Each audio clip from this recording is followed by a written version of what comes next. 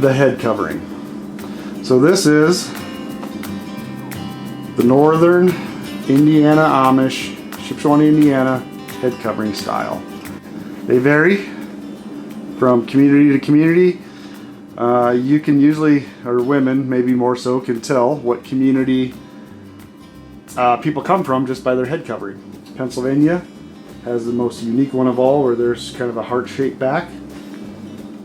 And this can be a very, how would I word it, controversial, annoying, overdone thing in the Amish church, where if this isn't built perfectly, then you cannot be part of communion. If you watch Breaking the Silence, My Amish Story, there's a lady in there who the church kept rejecting her because her head covering wasn't done perfectly. And she tried and tried and tried to get it perfect, just like they said, and they still didn't like it. So this is a big thing with the Amish. I don't know about the Mennonites. I don't know much about them. But they definitely think this is a must biblically. And one of the first things they do when somebody leaves the Amish is worry about whether the church they're attending now requires head coverings or not. It is a big thing. This ex-Amish person messaged me and asked if I could do a head covering video, maybe with an ex-Amish woman, Velda specifically. So if Velda's willing, maybe we'll do a video on that and get her thoughts on the head covering. Now this lady was wondering about other ex-Amish women, not wearing one, whether they feel guilty or not, or what their thoughts are on it. I have no experience with this, obviously. I would demonstrate wearing this for you guys, but I won't for two reasons. One is I don't dress like a woman. Number two is, if I would put this on, it would reveal that my hair is starting to turn clear up here. And I don't want you guys to see that. 1 Corinthians chapter 11 talks about the head covering. And Amish people take this scripture literally. It is kind of a confusing set of scriptures. When you read it, I'm not going to read it all to you guys, but when you read it, it's obviously, first of all, 1 Corinthians is, I believe, answers from Paul to the church in Corinth. It appears that they sent him a bunch of questions and problems that they were having in their church. This would have been the early church. And he sent them back a list of answers to their questions. Now we have the answers, just not the questions. And I think that's what 1 Corinthians is. Now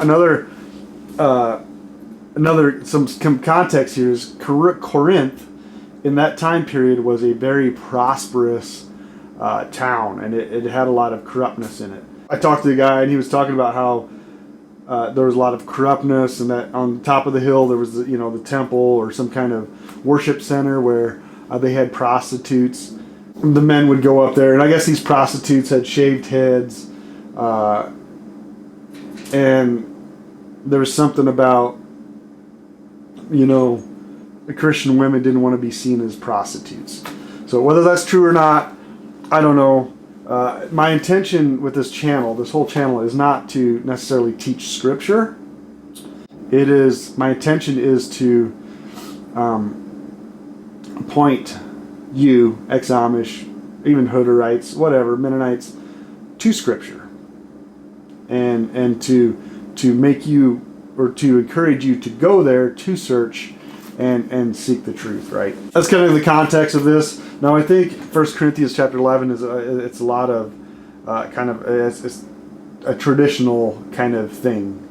What it's talking about here, the head covering. But one thing for sure, it talks about the headship. So, God, Father is the head of Christ. Christ is the head of man. Man is the head of woman. And what that means is that it's kind of like an umbrella effect, God is the big umbrella, and under him is Christ, and then a smaller umbrella under Christ is us, and you can Google this picture online. So Christ is our head. He's over us, right? And the same with a woman. Men are over women, right? Men are spiritually responsible for our wives, for our women in the household.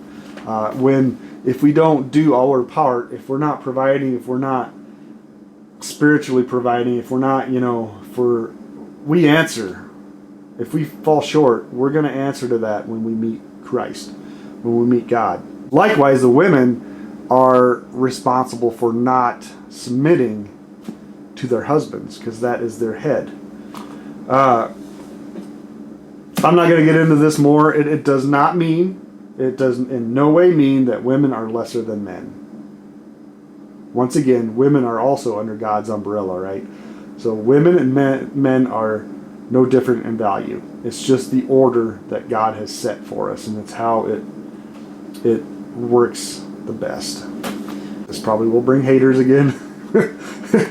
Oh well, is what it says, right? So there is a lot more videos on YouTube on this. Just they're much better teachers than I am. Go search them out. So in 1 Corinthians chapter 11, it talks about a woman. For every woman who has her hair uncovered while praying and prophesying disgraces her head, for she is one and the same as a woman whose head is shaved. Is that a reference to the shaved heads of the prostitutes? I don't know, maybe. For if a woman does not cover her head, let her also have her hair cut off. But if it is disgraceful for a woman to have her hair cut off or her head shaved, let her cover her head.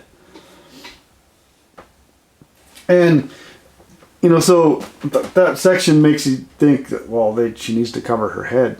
And there's a little bit more, and it talks about doing this for the angels, and it kind of makes you go, what?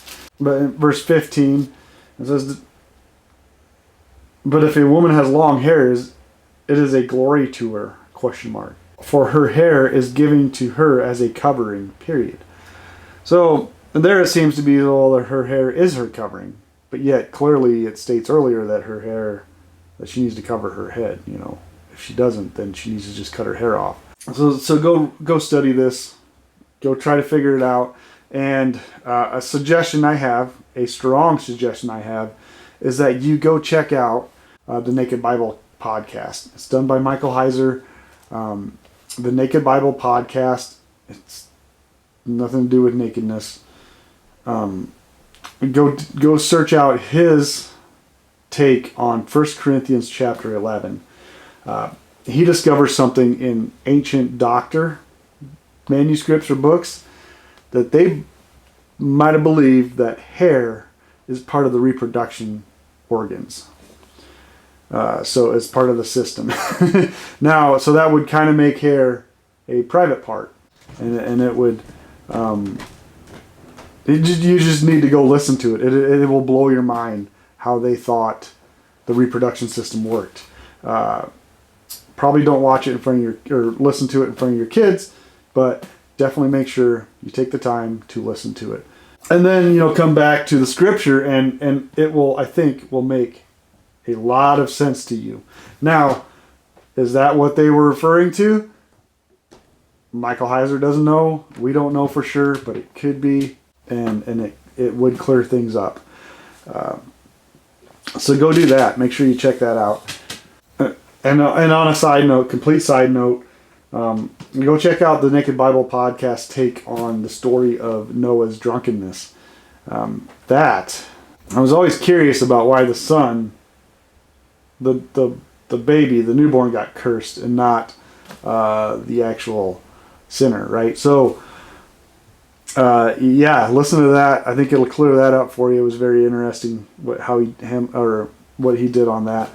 And hopefully we can get a woman to get her take on this head covering thing and any guilt or anything that might come with it. I can understand if you're living in an Amish community and you're not wearing a head covering when you've been told you have to your whole life, and that it is bad if you don't.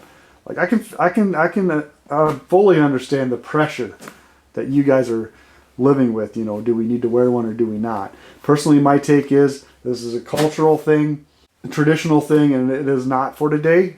I don't think we need to wear one. But I encourage you to seek out Scripture, seek out seek out counseling from your husband, from your pastor, from God, obviously. Pray about it, and if you're convicted to wear one, then wear one. You know, it's not. I don't know if it's that big of an issue. The issue, I think, comes when people are telling other people they need to wear one. I don't know that I can speak to that subject anymore, so we'll leave it at that for now. I appreciate you guys watching. You guys have a blessed day. Hit the like button, subscribe. This is CJ with the Amish Potato. We will see you next time.